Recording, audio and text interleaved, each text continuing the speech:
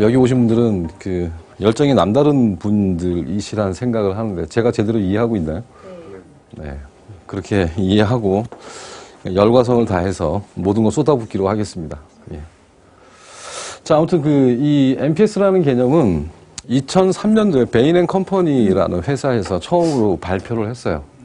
몇 년간의 조사 결과를 거쳐서 어떤 경영 지표가 성과하고, 그러니까 매출과 이익에 직접적으로 영향을 주는 게 도대체 무엇인지를 조사했던 거고요.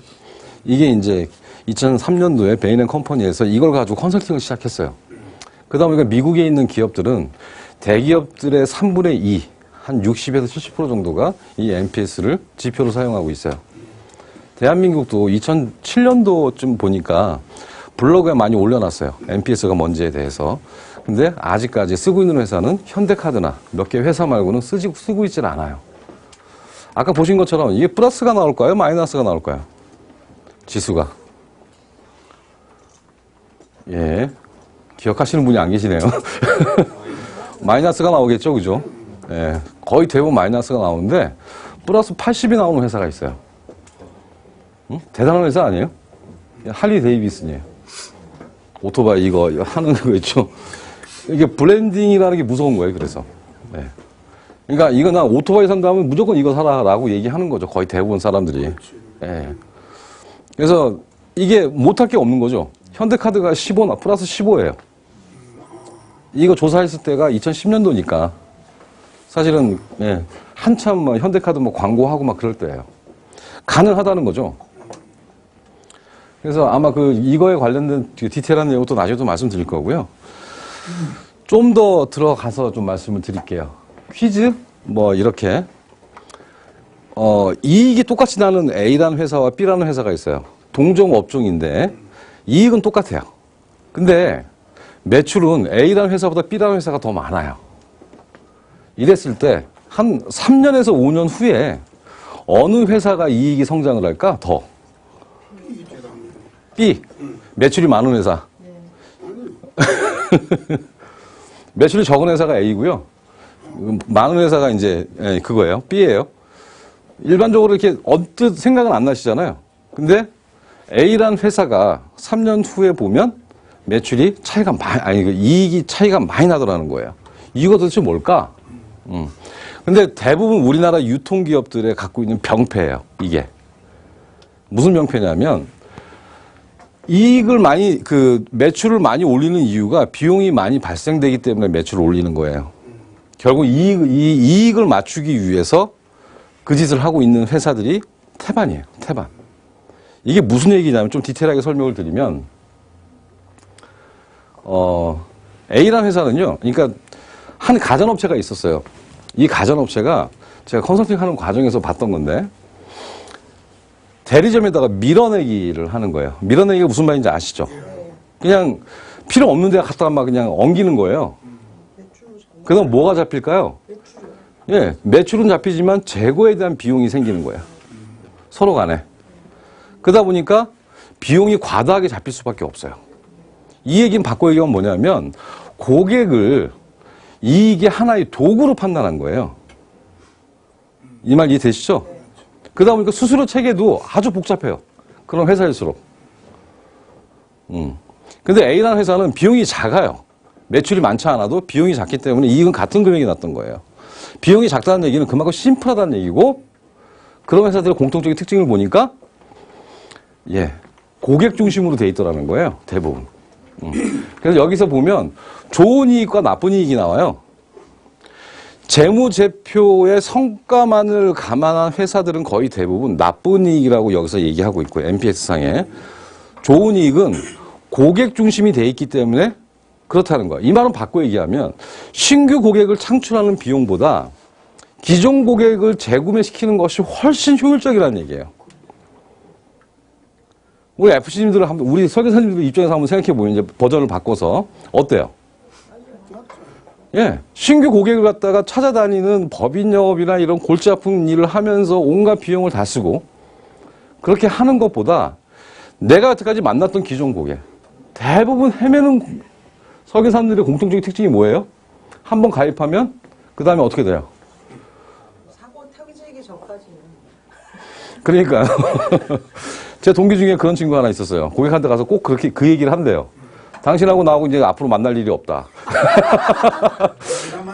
당신한테 병이 생기거나, 아니, 그 친구는 그러니까 아예 괜찮은 거예요. 아예 기대를 안 해버리잖아요, 그냥 고객이. 그런 식으로 얘기하고서 마무리 짓는 친구가 있었어요. 지 자신을 너무 잘하기 때문에 매니저로 바로 잡체인지를 했죠, 그 친구는. 예. 신규 고객을 계속 창출해낸다는 거? 그만큼 번거로운 게 없어요. 하지만 우리 업계에서도 보면 잘하는 사람들의 공통적인 특징은 고객이 고객을 계속 만들어주잖아요. 모든 비즈니스가 그렇다는 거예요. 그래서 뭐 어떻게 보면 샘플 삼아 말씀드리는 개념이라고 이해하시면 되고요. 일본 생명보험 회사가 이제 전체가 다 NPS 지표로 찾아봤어요. 그랬더니만 재밌는 게 일본 프루덴셜 생명이 1위예요. 여기도. 그러니까 소니 생명이 같은 회사가 있는데 삼성생명 같은 회사예요. 일본에.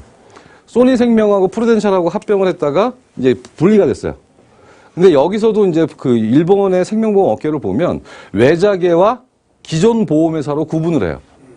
그래서 외자계는 대면 영업에 강점이 있고 이 기존 보험회사는 가격에 강점이 있다고 얘들은 설명을 해요. 그래서 대인관계에 강점이 있는 이 프루덴셜에 있는 친구들이 사실은 마이너스 35.5가 나와요. 그리고 제일 밑에 있는 친구 보면 62.5예요, 마이너스. 차이가 현격하게 나는 거죠. 그러니까 이익도 훨씬 많은 이익을 낼 수밖에 없는 게 지표상으로 나온다는 거. 그래서 이제 보험업계에도 이렇게 천차만별이다. 근데 지표가 발표되고 난 다음에 이렇게 작년도 하고 올해 하고 마이너스 평균을 봤더니 좋아지고 있더라. 이게 진정한 고객 중심의 영업이라는 거예요. 예. 자, 그런 의미에서 이제 조금 더 이제 말씀드리면, 그러면 제가 여러분들한테 필요하신 분들한테는 NPS 지표를 한번 만들어 드리려고 하는데 어떻게 생각하세요? 반응이 이러면 제가 괜한 말씀드려도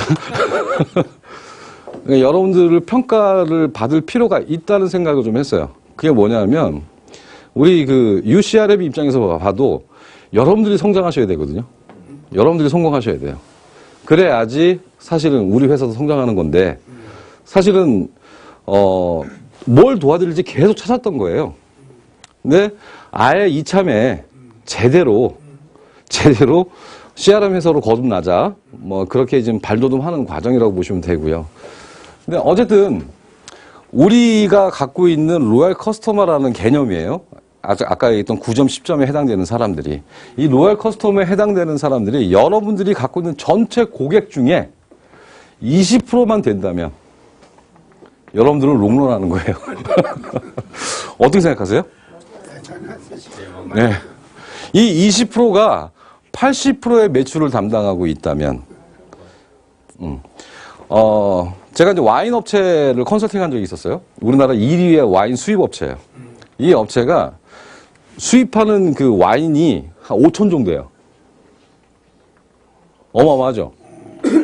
근데 5천 종이나 되는데 재밌는 건 그 중에서 상위 20%에 해당되는 게 80%의 매출을 차지하고 있느냐를 확인하는 게 제일 중요해요. 어떤 회사 컨설팅이든지 제품이 있으면요, 그 제품이 어떻게 얼마만큼 포지션을 갖고 있는지 이게 그러면 핵이구나라고 우리는 인정을 해주는 거예요. 그런 관점에서 컨설팅이 시작이 돼요. 이걸 보고 프로덕트 스크리닝, 뭐 ABC 분석, 뭐 이렇게 컨셉은 얘기하는데 별로 중요한 건 아니고요. 여러분들 고객 중에 20%에 해당되는 사람이 로얄 커스터머를 갖고 있다. 이들이 80%의 매출을 담당하고 있다? 그러면 여러분들은 사실은 편안하게 영업하시면 되는 거죠. 근데 이게 안 됐다. 이유를 분석해 봐야 되는 거죠. 거기까지 도와드린다고 이해하시면 될 것 같아요. 그리고 이제 로얄 커스터머를 좀 구분 좀 할게요. 로얄 커스터머는 에이온 휴이시라는 회사에서 2013년도에 자체조사 결과가 있어요. 에이온 휴이시라는 회사는 직원들에 대한 조직 문화라든지 이런 컨설팅을 하는 회사예요. 이 회사의 조사한 바에 의하면 로얄 커스터머란 이제 이 회사에서 얘기한 건 직원들에 대한 충성도를 얘기했던 건데 이걸 약간 변형을 해서 세일즈 쪽에 맞춰본 거예요. 여러분들의 고객 중에 나를 칭찬해주는 고객이 누구냐는 거예요. 누구를 만나더라도 야, 김땡땡 설계사는 정말 괜찮은 사람이야 라고 입소문을 내줄 수 있는 사람이 도대체 어느 정도나 되냐는 거죠. 한번 머릿속에 감안해보면 20% 되시나요? 네, 자신의 고객 중에서. 그 정도 돼야 된다 생각하시는 거예요? 훌륭하십니다. 이게 이제 상당히 중요한 얘기거든요. 왜 그런 일이 생기는가에는 좀 이따 말씀드릴 텐데, 일단 재밌는 건 이 로얄 커스터머 안에서도 단계가 있다는 거예요. 충성 고객 중에서도 3단계가 있는데, 그냥 칭찬해주는 고객, 나한테 계약하고 연결시키는 건 뭐 많지 않은데, 아무튼 나를 항상 칭찬을 해줘. 누굴 만나더라도, 야, 이 사람 대단한 사람이야. 이 사람 때문에 우리 집이 참 좋아졌어. 이렇게 얘기해주는 사람이 세이 고객이라고 얘기를 해요. 네. 그 다음에 스테이 고객이 있는데, 이 사람들은 뭐냐면, 누가 와서 보험 제안을 했어요. 얘기 다 듣고 난 다음에, 타사 설계사겠죠? 다 듣고 난 다음에 저한테 전화하는 거예요. 니네도 이런 상품 있니? 있어요. 나 그 설명 들었는데 괜찮은 것 같던데? 와서 나한테 얘기 좀 해줄래? 있어요. 그런 경험 있지 않으세요? 있잖아요. 이게 바로 스테이 고객이에요. 마지막으로 스트라이브 고객이 있는데 이 사람은 뭐냐면 네 인생하고 내 인생은 같은 거야. 평생 같이 가자. 있으세요? 너랑 나랑 팔자 손잡고 가는 거야. 제 고객 중에는 제가 부동산 관리해 주셨던 분들은 그런 고객이셨어요. 임대 관리까지 해주고 부동산 업자가 어떤 새로운 부동산을 갖다가 부탁을 하면 저한테 항상 검증을 받으셨던 분. 이런 분들은 평생 같이 가자고 얘기하시는 분들이죠. 이게 몇 프로냐? 사실 이런 것도 사실 여러분들의 갖고 있는 역량과 고객의 질을 갖다 평가하는데 하나의 지표가 돼요. 그거에 따라서 앞으로 전망을 할 수가 있다는 거예요. 아까 말씀드렸던 거 기억나시죠? 영업에서 가장 중요한 건 예측 가능해야 된다는 거예요. 앞으로 내가 내년도에 얼마를 벌지 예측할 수 있어야 돼요. 그게 없으면 어때요? 여러분들은 비전 없이 일하는 거예요. 어떻게 생각하십니까? 공감하시죠? 네. 답답한 영업을 하고 있다는 거죠. 그래서 지금부터는 전략을 바꿔야 되는 거예요. 계속 고객을 만나는 것이 아니라 중장기적인 전략을 세워놓고 로얄 커스터머 포지션을 갖다 얼마만큼 갖고 가느냐. 여기에 목숨을 걸어도 충분하다. 왜? 시장이 그런 시장으로 바뀌어버렸어요, 이제는.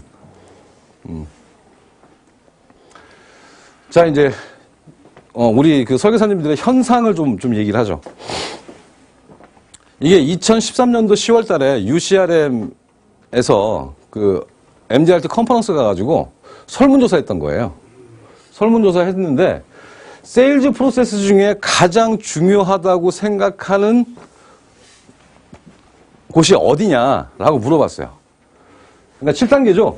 TA부터 시작해가지고 이제 뭐 소개 요청까지, 뭐 고객 관리까지 포함이 되는 건데, 여러분 어디가 가장 중요하다고 생각하세요? 영업할 때.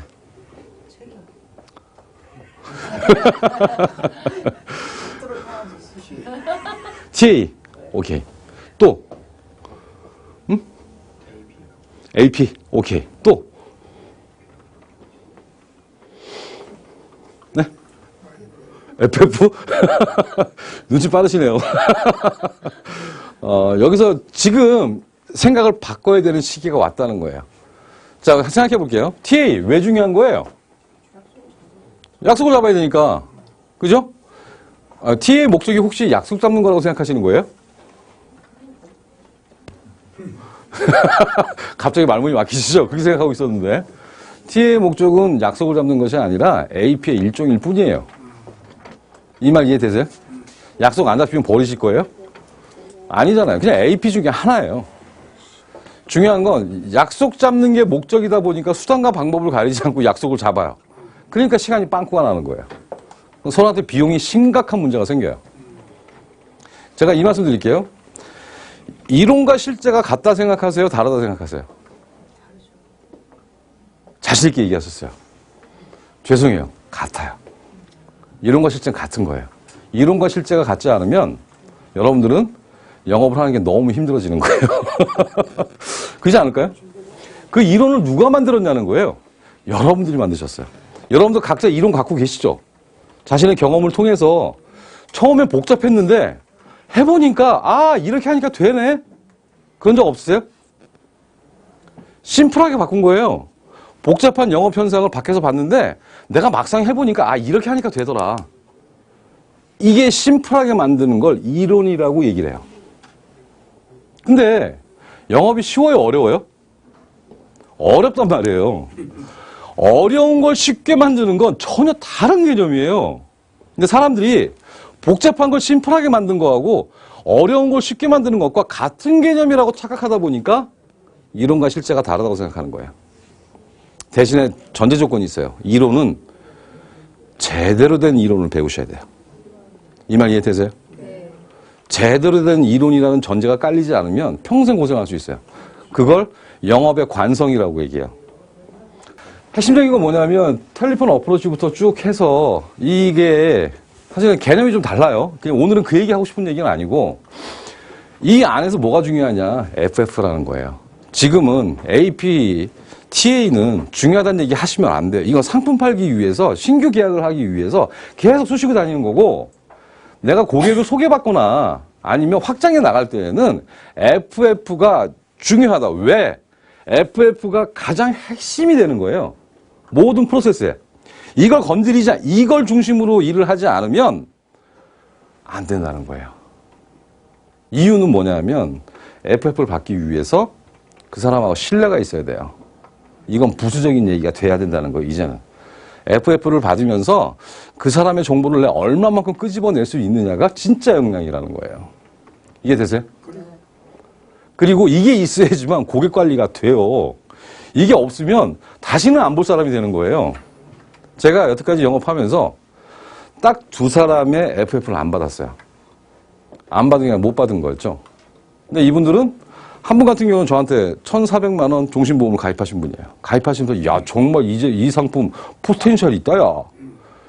그분이 그분의 아들 할아버지가 10만 원짜리 교보생명 그 교육보험 가입해 준 거 말고는 보험이 없는 분이세요. 하나 들어주세요. 그러니까 그래 너 영업하니까 그런 마음 가질만 해. 우리 그 전무하고 얘기 좀 해라. 전무님을 2달 동안 설득해가지고 전무님 브리핑 해가지고 이렇게 가입을 한 케이스예요. 그다음부터 그분을 만날 일이 없어요. 보험 가지고. 그냥 변액 종신보험이었기 때문에 수익률이 어떻게 돼요. 가서 설명할 때만 가서 그 얘기를 하지 소개를 해달라는 말을 못해요. 팩트를 못 받았는데. 이게 현실이란 말이에요. 팩트 파인딩을 잘 받는 거. 여기에 모든 역량을 집중해라. 라는 개념이 오늘의 핵심이에요. 그럼 어떻게 받아야 되는데? 그 얘기도 있겠죠. 자, 지금 FF 얘기한 거에 대해서 공감하세요? 네. 예, 좀 다르죠? 생각보다. 그래서 요 동영상을 잠깐 보여드리고 갈게요. 이 동영상은 좀, 여러분들 그 관성을 좀 깬다는 생각인데, 지금 다 동의를 하시는데 굳이 필요할 것 같지는 않은데, 처음부터 FF를 잘 받으면서 영업을 해야 한다면 어떨까요? 지금 모습이 참 좋아졌겠죠. 근데 처음엔 어땠어요? 지인 영업할 때 거의 대부분 스킵하고 넘어가다 보니까 AP가 중요하고 TA가 중요하다 보니까 거기에 집중했었잖아요. 예. 여러분들뿐만 아니라 여러분 주변에 있는 분들한테도 필요한 내용일 것 같아서 이 내용을 보여드리는데 BBC 원이라는 그 채널에서 아프리카 부족들이 사냥하는 모습을 그린 거예요. 근데 참 독특하게도 얘들은 들소나 물소를 직접 잡지 않아요. 어떻게 고기를 획득하냐면 사자들이 먹고 있는 걸 가서 뺏어와요. 그리고 이 사람들한테 물어봤어요. 왜 그렇게 위험한 짓을 하냐. 그러니까 이 사람들이 뭐라고 했냐면 다 그렇게 하는 거 아니에요? 전 태어나면서부터 그렇게 고기를 갖고 왔는데 뭐 이런 식으로 얘기해요. 공감하세요? 네. 신기하지 않아요? 네. 그 동영상 한 4, 5분 되니까요. 잠깐 보도록 할게요.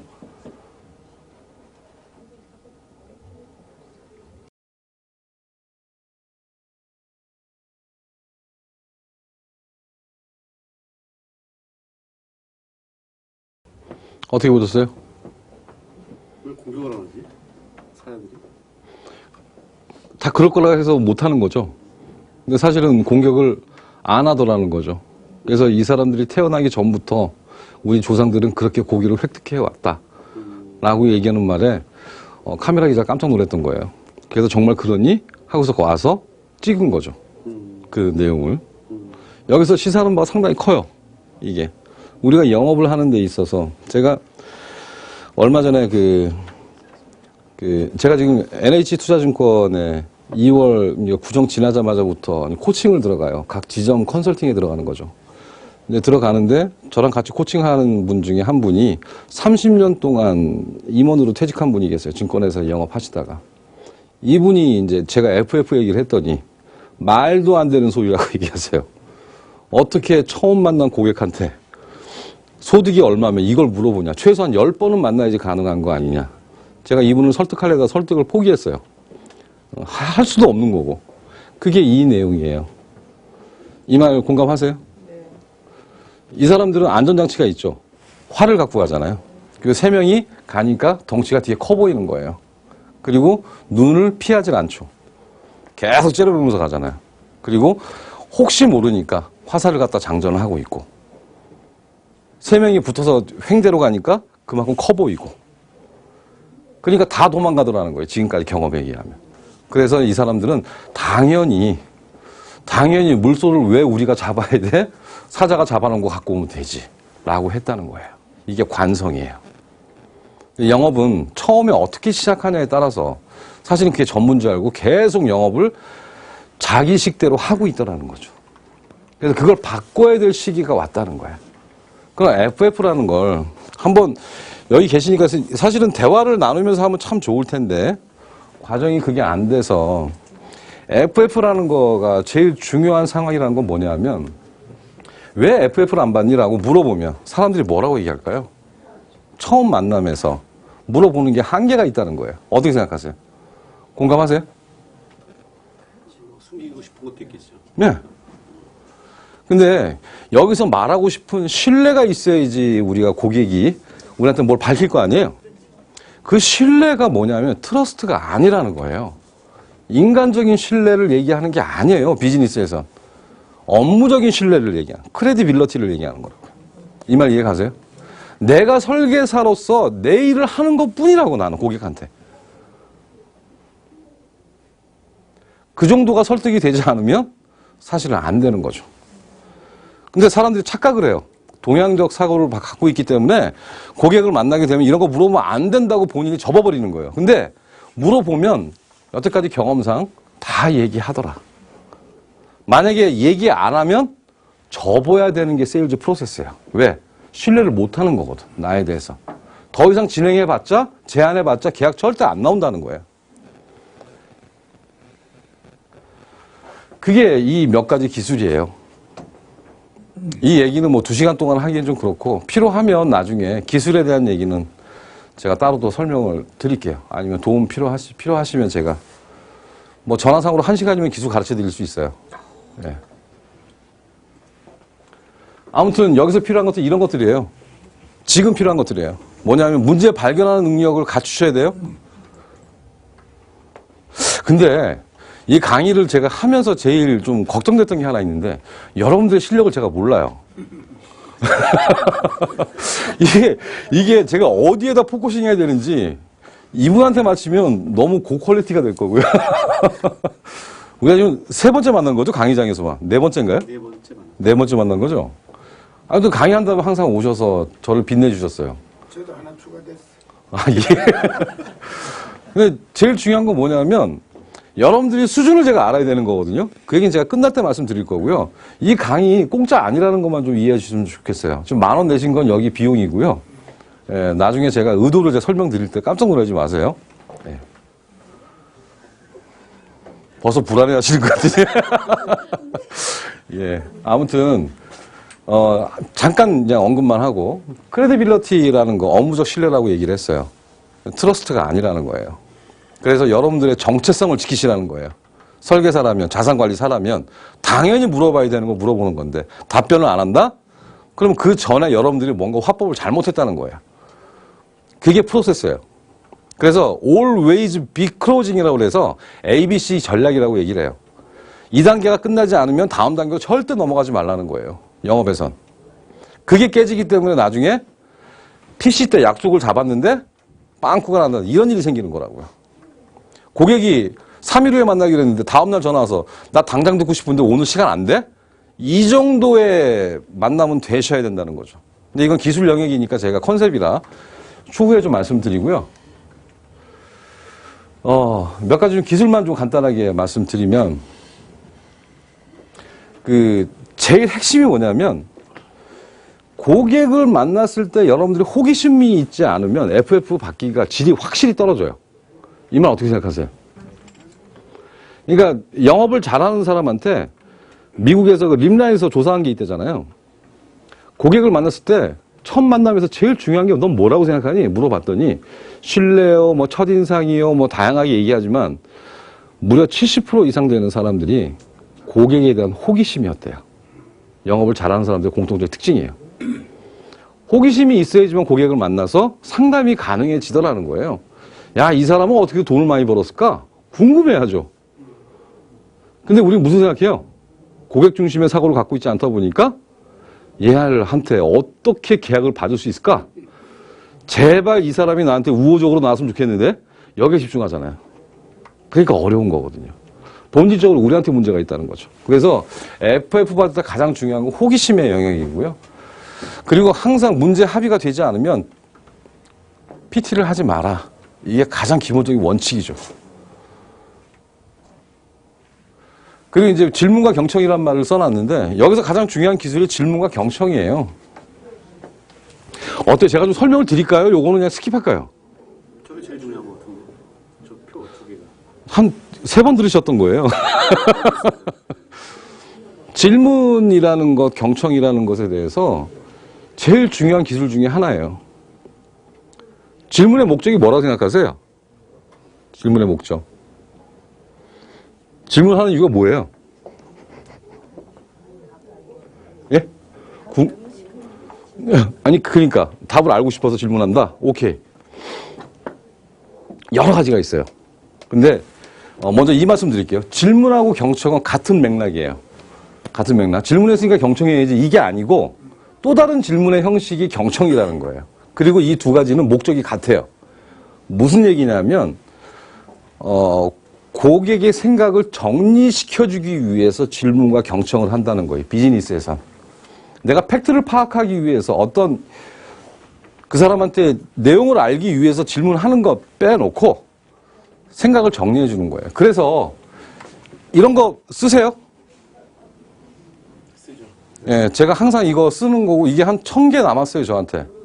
쓰다가 남은 게 한 1000개 정도 남았는데 그냥 저는 이거 꺼내놓고 그냥 얘기를 해요. 이게 툴이죠, 하나에. 대단한 건 아니고요. 소득이 어떻게 되십니까? 물어봐요.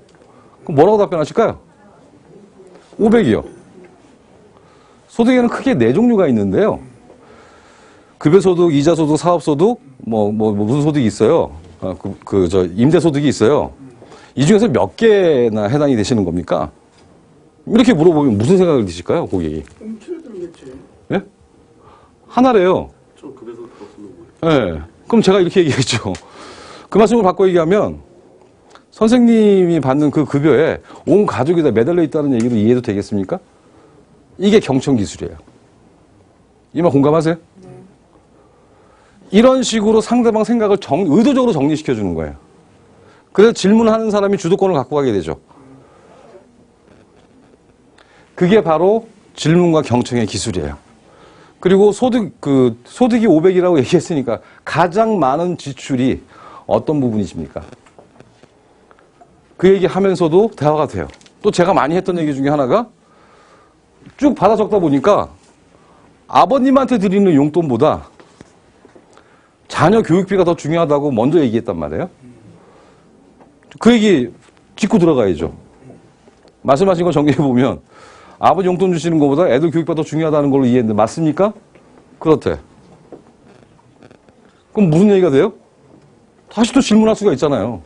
이런 식으로 대화를 풀어나가는 거예요. 그러다가 마지막에 지금까지 했던 얘기 다시 한번 정리해보면 이런 얘기를 하셨는데 제가 제대로 이해했습니까? 이렇게 나가는 것이 질문과 경청이에요. 근데 중요한 건 뭐냐면 이거 연습해야 돼요? 안 해야 돼요? 연습 무지 많이 해야 되는 거예요. 이게 훈련이에요. 이게 훈련이에요. 그래서 RP라는 것에 대한 개념이 별로 안 좋잖아요. 그죠? 근데 그게 아니라는 거예요. RP는 남들한테 평가받는 게 아니라 내가 연습하는 거예요. 내가. 응? 그래서 그냥 필요하면 혼자서 떠드는 게 제일 좋아요. 저는 1시간 후에 고객을 만나기 위해서 저는 차를 운전하면서 가고 있다. 가고 있는데 도중에 혼자서 막 떠들어요. 이 말을 할 거야. 그럼 상대방이 이렇게 반응하겠지? 그럼 나는 이렇게 답변하는 게 나을까? 이렇게 답변하는 게 나을까? 아, 그래. 첫 번째 게 나을 것 같아. 그럼 상대는 또 어떻게 반응할까? 이렇게 예상하고 내가 떠들면서 가는 게 사실은 RP예요. 이거보다 또 좀 더 심화 있게 들어가는 게 뭐냐면 잠깐 앉아봐. 자, 이 얘기하는 거 어때? 괜찮아? 이런 식으로 바꾸는 건데 중요한 게 뭐냐면 여기서 영업 인력한테 가장 중요한 건요. 언행의 발전이에요. 모든 비즈니스는 언행으로 나타나요. 이 말 공감하세요? 영업 인력의 성장은 언행의 변화로 나타난다. 이게 가장 키워드예요. 그 사람이 말하는 걸 딱 들으면서 고객들은 상대방을 평가하는 거예요. 이 사람이 정말 프로인지 아닌지. 그렇다고 달변인 사람을 좋아하는 건 아니에요. 예. 아무튼 그런 것들이 가장 기본적인 기술이고요. 이걸 쭉 설명하기 좀 한계가 있다 보니 제가 기회를 또 만들어 볼게요. 전화통화 하시면서 얘기하셔도 되고요. 내용은 이런 개념이었어요. 저희가 이제 벤치마킹 개념으로 좀 적어 놓긴 했는데, 지금까지 써오셨던 많은 분들이 해오셨는데, 저희 그 UCRM에 10년 이상 거래를 해주시는 분이 309명이시더라고요. 정확하게. 예, 많죠. 예. 저도 처음엔 했습니다만 지금은 안 하고 있는데, 처음에 할 때만 해도 한 10만 원 정도 냈던 것 같아요. 고객 수가 많으니까. 근데 이분들의 보통 그 평균을 보니까 등록되어 있는 고객 수는 800명 정도 되는데, 300명이 갖고 있는 고객이. 그 중에 400명 정도, 500명 가까이가, 관리를 하고 있는 고객들이에요. 그러니까 발송을 하고 뭐 이런 고객들이라는 거죠.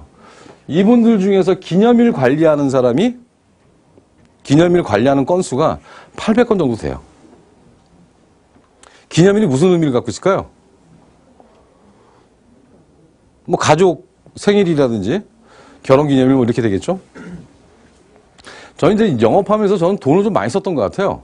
지금도 좀 후회가 되긴 하는데 돈 안 써도 되는 건데, 결혼기념일 날에는 꼭 케이크를 보냈어요. 미친 거죠. 지금 생각하면 그렇게 돈 안 써도 되는데 그 돈 지금 있으면 좀 유효하게 썼을 것 같아요.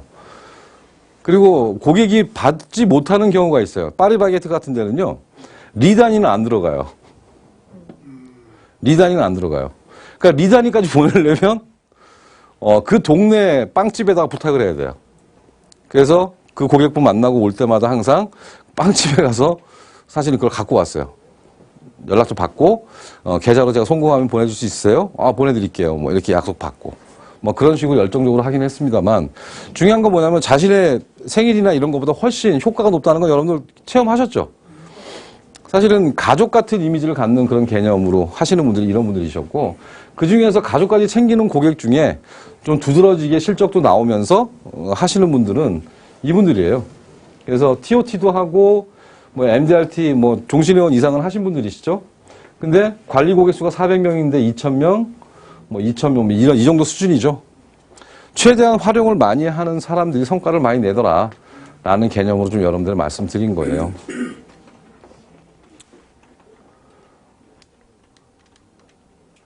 자, 이제 제안할 시간이 돼서 제가 제안을 좀 간단하게 할게요. 여러분들 이제 교육을 받으시잖아요. 교육을 받으시게 되면 대표적인 게 티칭이에요. 그냥 가르치는 거. 가르치는 것과 컨설팅은 고객에게 필요한 답을 주는 거예요. 그리고 컨설팅이나 카운셀링, 아니 코칭이나 카운셀링 같은 경우는 고객이 답을 만들어내는 거죠. 고객이 답을 갖다가 할 수 있게끔 만드는 거죠. 제가 사실은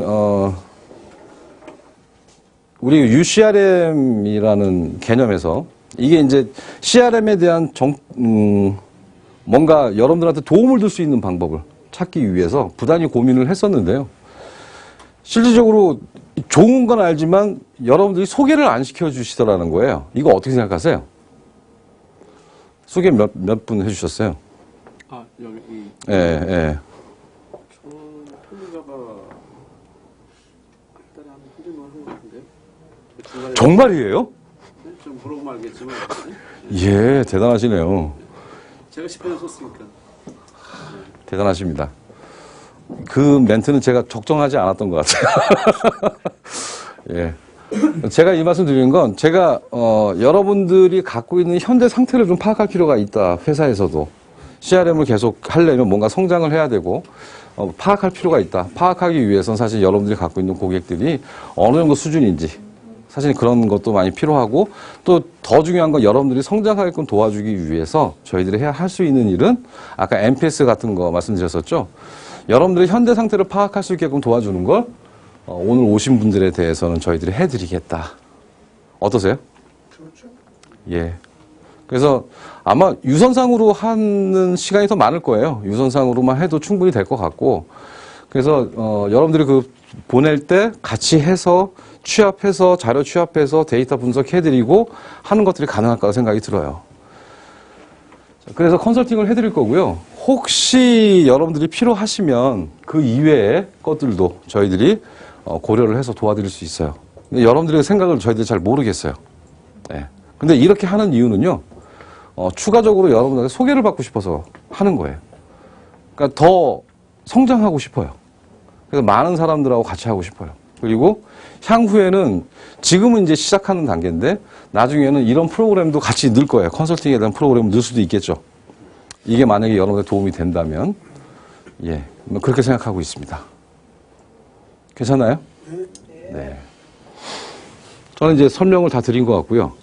마지막으로 이제 질문 오늘 과정에서 추가로 더 필요하신 내용이 있으시거나 3시간이니까 1시간 더 남았나요? 네.